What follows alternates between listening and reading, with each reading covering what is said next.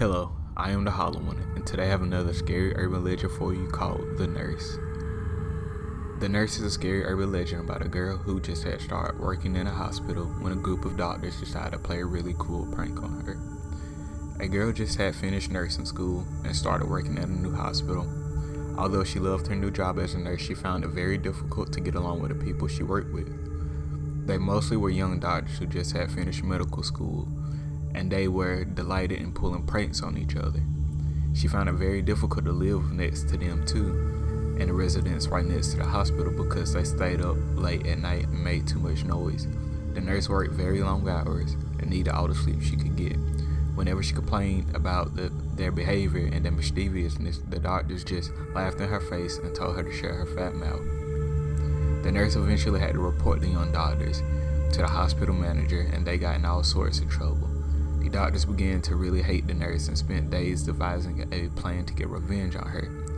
Finally, one of the doctors came up with a really sick prank they could play on the nurse, and the others gleefully agreed to help. That night, they broke into the mortuary in the hospital basement and sawed off the arm of a corpse. Then they sneaked into the nurse's bedroom and put the severed arm under her bedclothes. They placed it at the bottom of the bed so that when she lay down, her feet could touch it. Chuckling to themselves, they stood around in the hallway waiting for the young nurse to go to bed. As the girl went into her bedroom, the doctors had to stop themselves from laughing out loud. The nurse was suspicious of their behavior, but she was so tired she could care less and went into her bedroom, closing the door behind her. The man waited impatiently in the hallway for the nurse to find the severed arm in her bed, but nothing happened. There were no screams, no angry yells, only silence. After a while, the doctors got fed up of waiting around and decided to turn in for the night. They assumed they had placed the severed arm too far down in the bed, and the nurse must not have felt it. The next morning, they woke up.